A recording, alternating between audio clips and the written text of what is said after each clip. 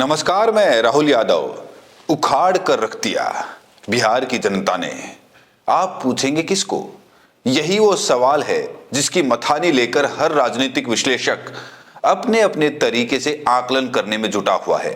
लेकिन बिहार की नसों को समझने वाले बता रहे हैं कि मोदी शाह की राजनीति के लिए संकेत अच्छे नहीं हैं। गौर कीजिए, मोदी शाह की राजनीति के लिए हमने एनडीए या नीतीश कुमार नहीं कहा। तो क्या ये सीधे सीधे बिहार में सरकार को पलटने की लहर है? बिहार चुनाव के दूसरे फेज की वोटिंग ने पूरा इतिहास बदल डाला है। आखिरी फेज में या कहिए दूसरे चरण में 20 जिलों की 122 सीटों पर शाम 5 बजे तक 67.14% मतदान हुआ। मुस्लिम बहुल किशनगंज में तो 76.26%। पूरे सीमांचल में वोटिंग परसेंटेज 70% से ज्यादा रहा। लेकिन इसके अलावा भी बात करें तो एक भी जिला ऐसा नहीं है जहां पिछले चुनाव की तुलना में कम वोटिंग हुई हो। हर जगह इजाफा ही हुआ है। भागलपुर में 66%, शिवहर में 67%, बांका में 68%, पूर्वी चंपारण में 69%, सुपौल में 70%। मतलब दूसरे चरण में 9% का इजाफा। और ये 5 बजे तक के ही आंकड़े हैं, जबकि वोटिंग 6 बजे तक थी। और 6 बजे तक जितने लोग कतार में लग गए थे, उन्होंने इसके बाद भी वोट डाले। अब सवाल है कि ये जो बम्पर वोटिंग हुई है, उसका इशारा क्या कहता है?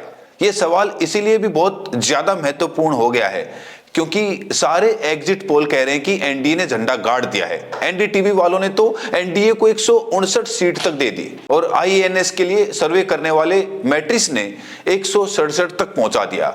ईवाईएफ ने 163 सीटें दी हैं एनडीए को। चाणक्य दे रहा है 130 से 138 और दैनिक भास्कर एग्जिट पोल ने एनडीए को 145 से 160 सीटें दे दी। महागठबंधन को 73 से 91 सीटें मिलने का अनुमान लगाया। एक एजेंसी है पोल डायरी, उसका तो कहना है कि एनडीए को 209 सीटें आ सकती है और महागठबंधन 50 से नीचे सिमट जाएगा। पोल स्ट्रेट ने 148 सीटें तक दी है एनडीए को। मतलब सारे एग्जिट पोलों का कहना है कि महागठबंधन 100 से नीचे तो पक्का सिमट जाएगा। तो क्या सचमुच में ऐसा ही होने जा रहा है या फिर इसमें झोल झाल है? अगर पोल्स ऑफ पोल यानी इन सभी एग्जिट पोलों को मिलाकर देखें और औसत निकालें तो एनडीए को 152 सीटें तब भी मिलती दिख रही हैं। महागठबंधन के खाते में 84 सीटें आ रही हैं। प्रशांत किशोर को 2 सीटें मिल रही हैं तो अन्य के खाते में 5 सीटें जा रही हैं, जिसमें ओवैसी भी शामिल हैं। ये साफ तौर पर जमीनी हकीकत के उलट है। एग्जिट पोल के आंकड़ों में ऐसी सच्चाई दिख नहीं रही है जिस पर भरोसा किया जा सके। ज्यादा पुरानी बात नहीं है। बिहार में पिछले ही चुनाव में 2020 वाले में सारे के सारे एग्जिट पोल धराशायी हो गए। तो क्या इस बार भी वही होने वाला है? अब जरा पिछले विधानसभा चुनाव में हुए एक एक पोल के आंकड़ों पर गौर करिए। 2020 में टुडेज चाणक्य ने एनडीए को 34% और महागठबंधन को 44% और अन्य को 22% वोट मिलने का अनुमान लगाया था। वहीं एक्सिस फॉर इंडिया और इंडिया टुडे ने अपने एग्जिट पोल में महागठबंधन को 139 से 161 सीटें दी थी। एनडीए को केवल 69 से 91 सीटें मिलने का अनुमान लगाया था। इस पोल में महागठबंधन को 44%, एनडीए को केवल 39%, एलजेपी को 7% और अन्य को 12% वोट मिलने का अनुमान लगाया गया था। सी वोटर ने एबीपी न्यूज के साथ मिलकर एग्जिट पोल जारी किया था। सी वोटर के एग्जिट पोल में महागठबंधन को 108 से 131 सीटें जबकि एनडीए को 104 से 128 सीटें दी गई थी। वहीं एलजेपी को 1 से 3 सीटें और अन्य को 4 से 8 सीटें मिलने का अनुमान जताया था। वोट शेयर के मामले में एनडीए को 37.7% और महागठबंधन को 36.3% और एलजेपी को 8% वोट मिलने का अनुमान किया गया था। और तो और रिपब्लिक टीवी और जन की बात के एग्जिट पोल में भी महागठबंधन को 118 से 138 सीटें दी गई। वहीं एनडीए को 91 से 117 सीटें और एलजेपी को 5 से 8। लेकिन हुआ क्या? 2020 में 10 नवंबर को वोटों की गिनती शुरू हुई सुबह 8 बजे और शाम होते होते तमाम एग्जिट पोल धराशायी हो चुके थे। बीजेपी और जेडीयू के गठबंधन वाले एनडीए को 125 सीटें मिली, जिसमें बीजेपी ने 74 सीटों पर जीत हासिल की तो जेडीयू ने 43 सीटों पर। हमको 4 सीटें मिली और वीआईपी को 4 सीटें।